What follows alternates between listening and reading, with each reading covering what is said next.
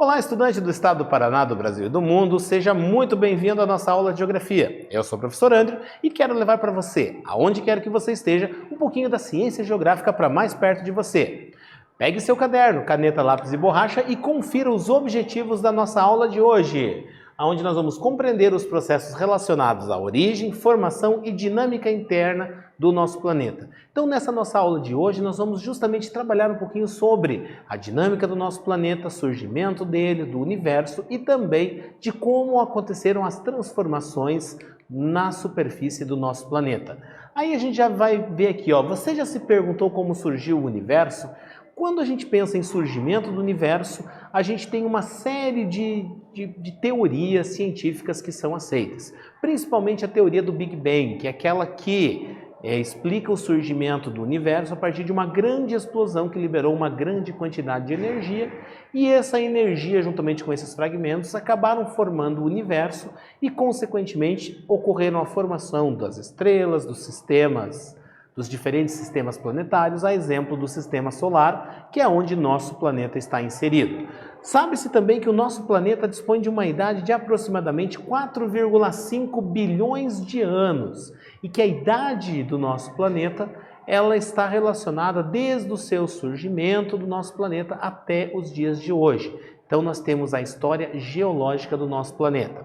Aqui eu trago para você, quando a gente se pergunta aqui sobre o surgimento do universo, muitos questionamentos ao longo do tempo foram norteados por esta pergunta, mas muitas respostas foram buscadas na geografia, na filosofia, na física e também nas religiões e na imaginação de cada uma das pessoas. E diferentes teorias foram formuladas, e algumas foram derrubadas e outras forneceram base para os conhecimentos que temos hoje sobre a origem e a evolução do universo.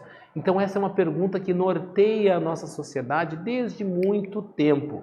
E aí nós temos aqui o surgimento do universo a partir dessa grande explosão, o Big Bang, onde nós tivemos ali há cerca de 4,6 bilhões de anos a Terra se originando.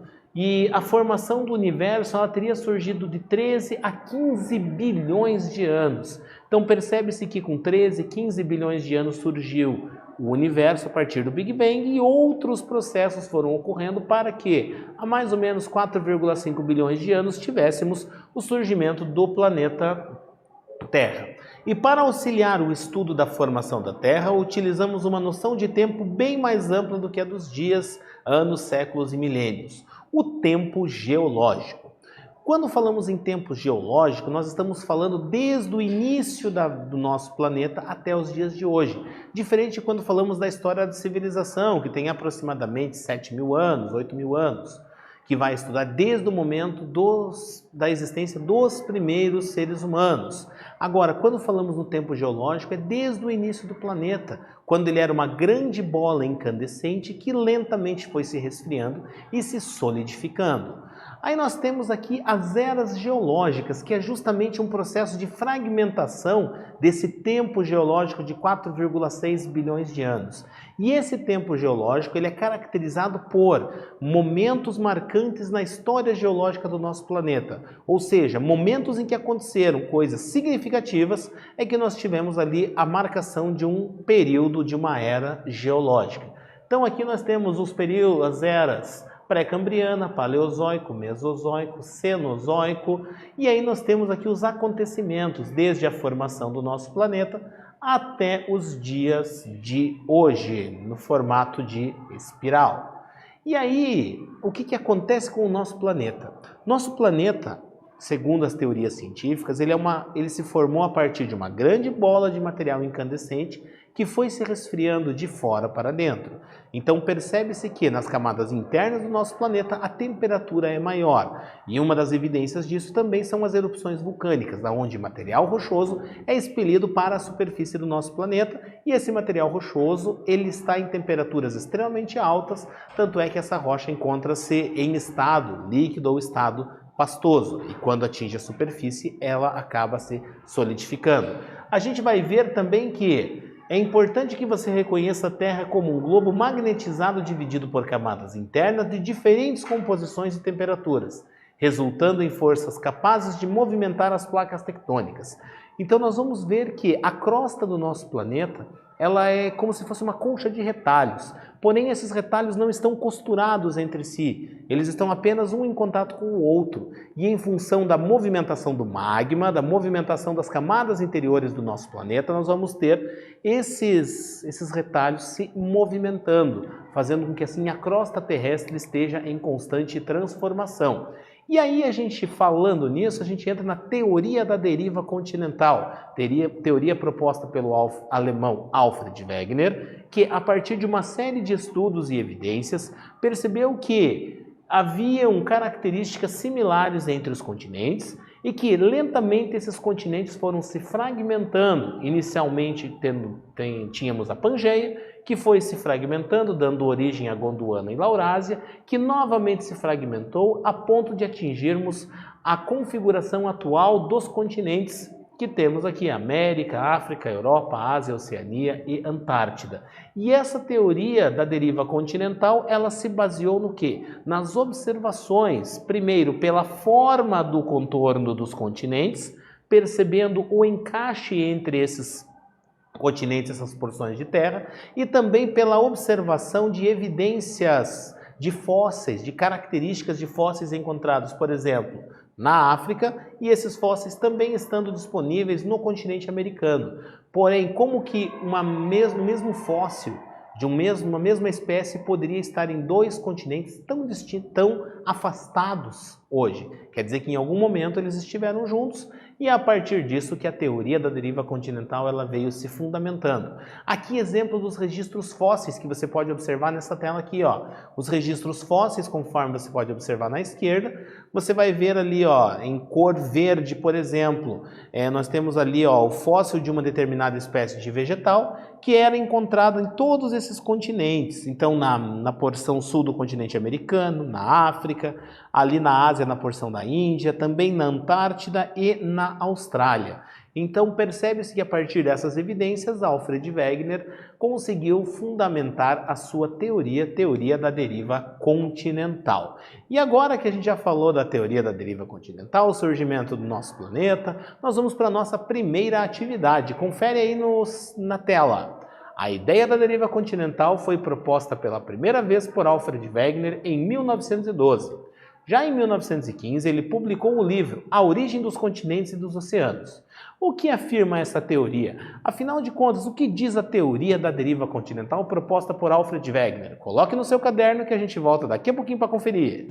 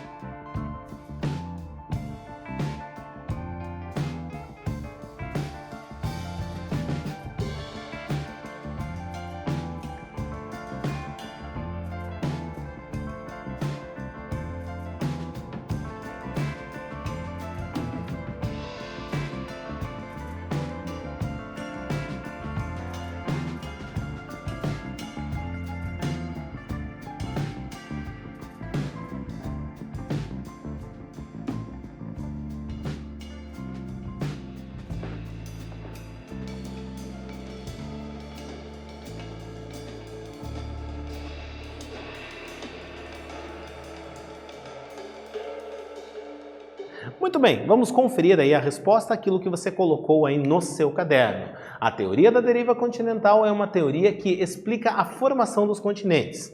Antes de se obterem sua configuração atual, as terras emersas do planeta formavam um único bloco continental, a Pangeia, que, ao passar do tempo geológico, se fragmentou, dando origem inicialmente à Laurásia e à Gondwana. Seu movimento contínuo ocasionou um novo rompimento e a atual distribuição dos continentes. Então, essa sendo a teoria da deriva continental proposta pelo alemão Alfred Wegener. Seguindo aqui, a gente vai perceber que a partir dessa teoria, a gente encontra a evidência nas placas tectônicas, pois a crosta do nosso planeta, como já disse aqui anteriormente, é como se fosse uma grande colcha de retalhos, vários fragmentos rochosos, sendo estas várias placas tectônicas. E estas várias placas tectônicas que flutuam sobre o magma. Os pontos mais frágeis dessas placas tectônicas é onde nós temos as erupções vulcânicas, a liberação do magma. Porém, essas placas tectônicas, de acordo com a movimentação delas, vão promover transformações na superfície do nosso planeta.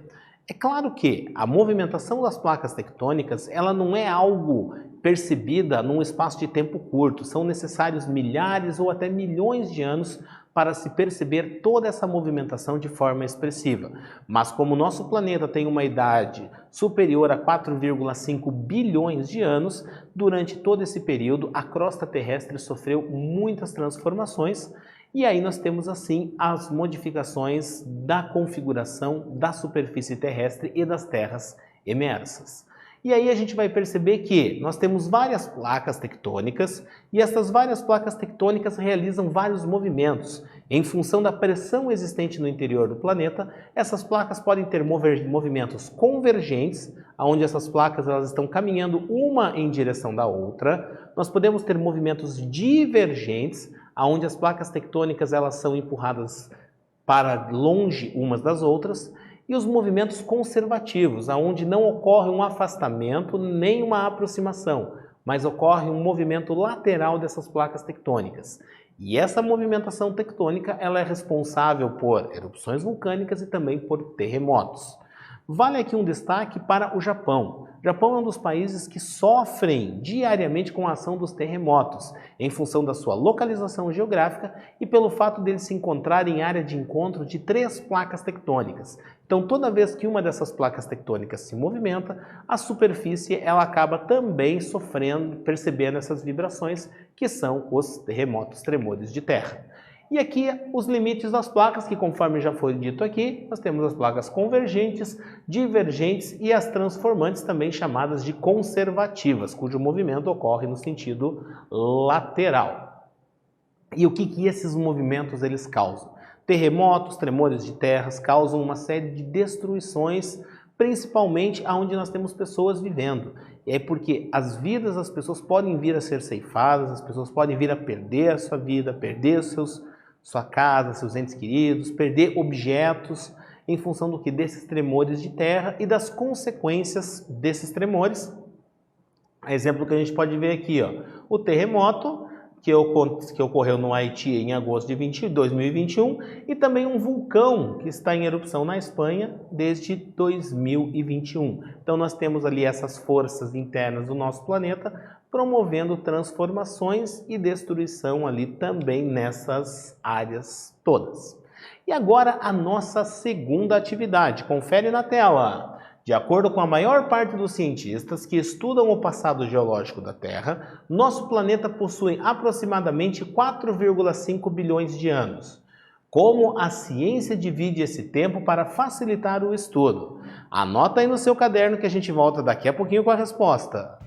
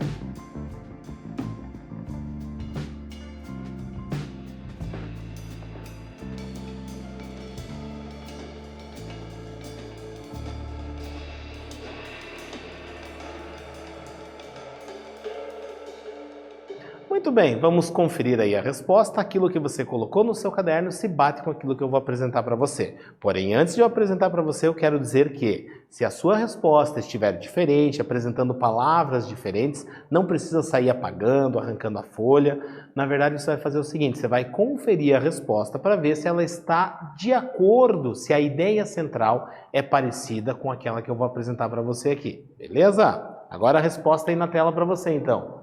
As eras geológicas são intervalos no tempo geológico de bilhões ou milhões de anos que indicam acontecimentos importantes no processo de formação e desenvolvimento do planeta Terra. Elas aparecem sistematizadas em uma tabela que indica a divisão completa dessa escala temporal. Então nós estamos falando da tabela que envolve as eras geológicas, que é uma forma sistematizada de organizar o tempo geológico.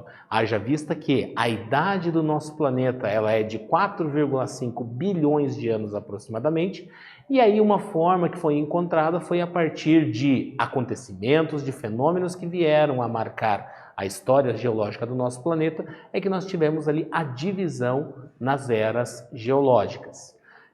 Nessa nossa aula de hoje, a gente falou sobre o quê? Nós falamos justamente sobre o surgimento do nosso planeta, sobre os fenômenos internos, e o mais importante de se destacar aqui é que todos os fenômenos que foram apresentados aqui, eles independem da ação humana. São fenômenos, foram processos que ocorreram de forma natural, sem que ocorresse a interferência humana. E o ser humano até hoje não tem a capacidade de influenciar sobre a ação dos terremotos, dos vulcões, das placas tectônicas e de outros dos fenômenos aqui apresentados. Então, isso prova o quanto nós, seres humanos, somos reféns das forças da natureza, da ação da natureza, e o quanto essa ação da natureza pode vir a ser positiva ou pode nos colocar em algumas situações de vulnerabilidade, a exemplo do que acontece nos terremotos, nas erupções vulcânicas ou em outros tantos fenômenos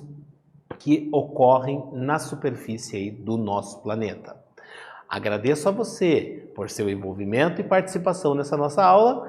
Um forte abraço para você e até a próxima aula de Geografia. Tchau!